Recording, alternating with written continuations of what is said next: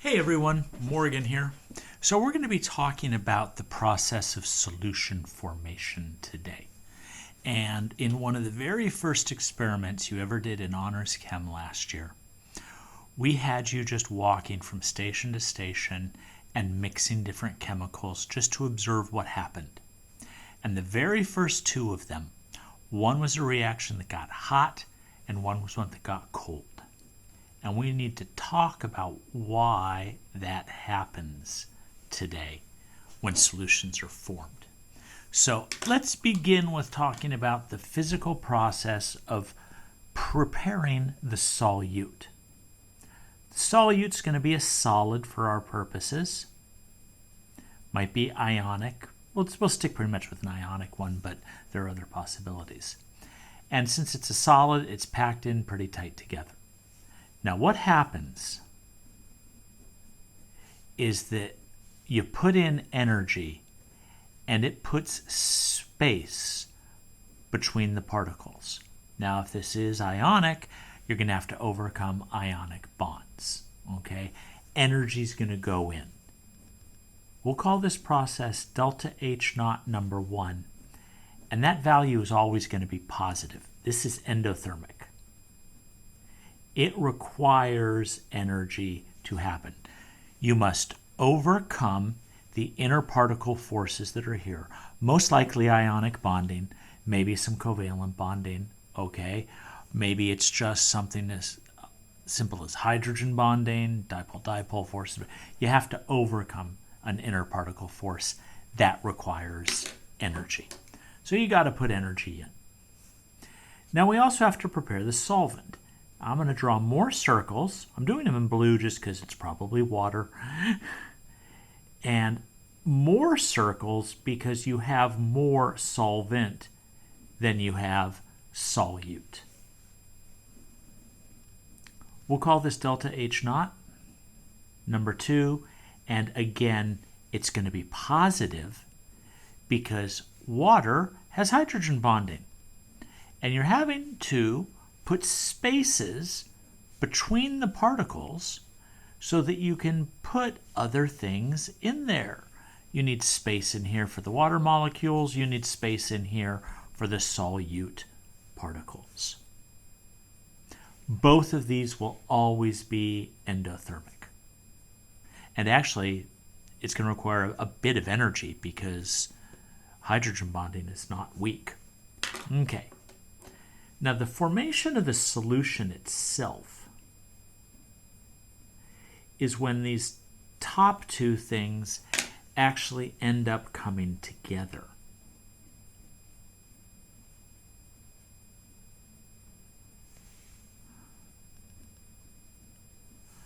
All right, so what we're going to look at here is these having been separated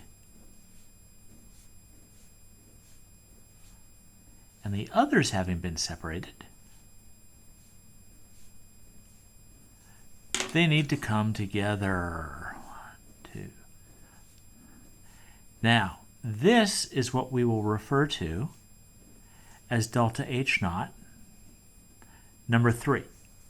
Now, it can be positive or negative. If there's a strong attraction in here, boom, they come together, it releases energy. If they are not attracted to each other, like a polar-nonpolar situation, it requires more energy to go in. So the enthalpy of solution, delta H naught solution, is equal to delta H naught 1 plus delta H naught 2 plus delta H naught 3. And we know that this one and this one will automatically be positive. This could be positive or negative. So, in the grand scheme of things, for delta H naught a solution to be negative, this has to be a very large negative number, big magnitude, because it has to overcome these two positives. If it's negative but doesn't have a large magnitude, this would still be positive overall. That's just kind of basic arithmetic. Okay? Now, if it's positive, that will always be positive. That's it, done deal. Okay. Now, delta H naught of hydration is not the most common term out there, okay, but it does exist. So I want to tell you that that would just be delta H naught 2 and delta H naught 3 added together. Just the energies involved with the water surrounding that. Now, of course, that would only hold if the solvent is water, and there are some other solvents that exist out there. We're not going to be talking about them all that much, but they do exist. It is possible. Okay, now let's look at some factors that affect solution formation. Basically, factors affecting solubility. And we tend to fall back on the term like dissolves like. Now, structure can affect that. Imagine we have something that is nonpolar, propane, butane, etc., okay, and water.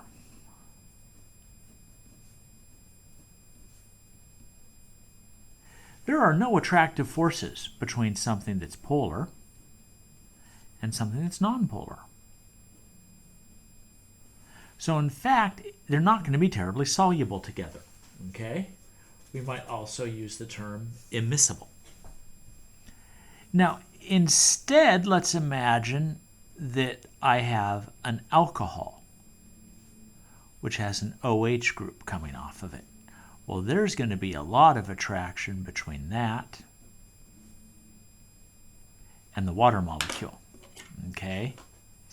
Hydrogen bonding, okay?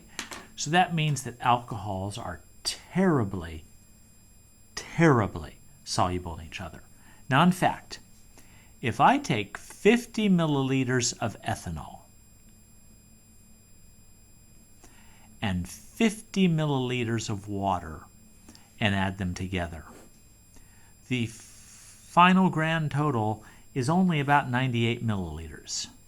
Because the water molecules and the alcohol molecules get so attracted to each other, the whole thing comes together and condenses a little bit. It's really cool. All right, now temperature can affect solubility also.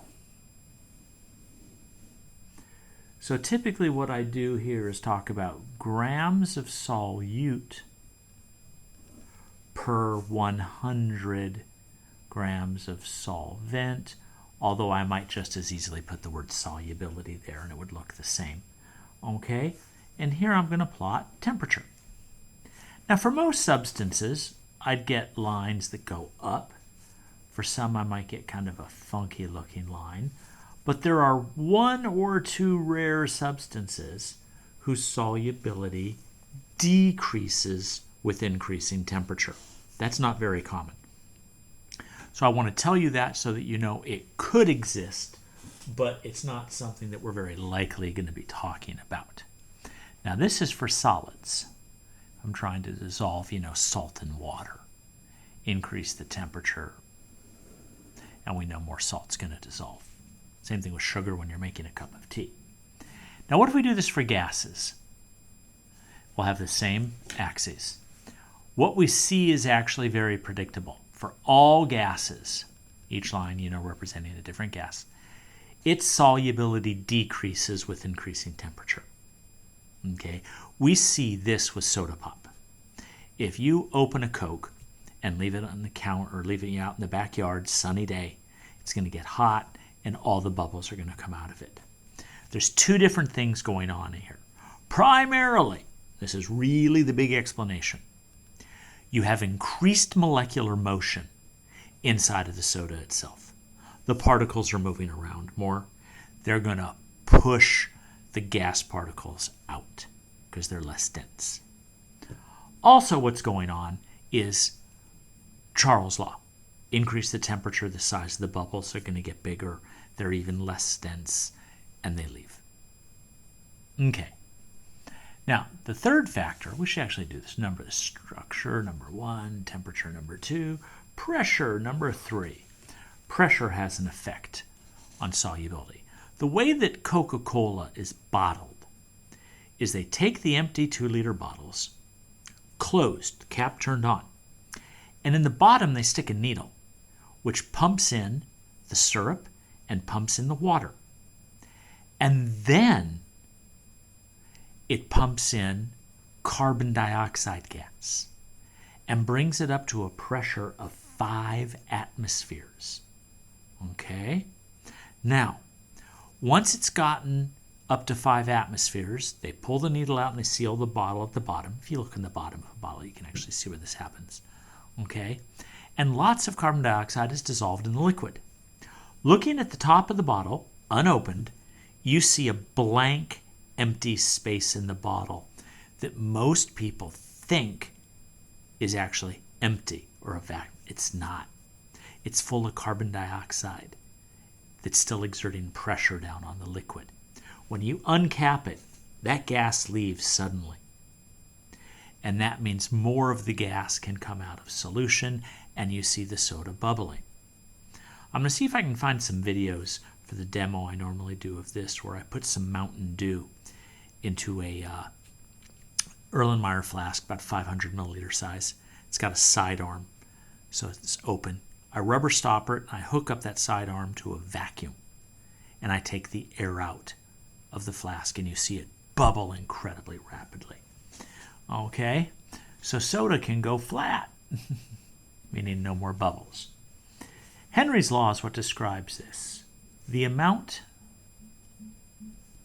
of a gas dissolved in a solution is directly proportional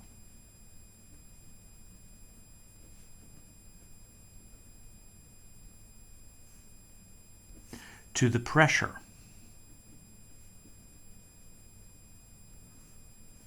of the gas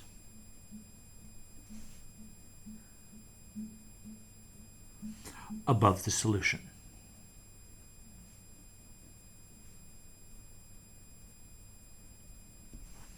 Now, in an equation, concentration equals Kp. P is pressure.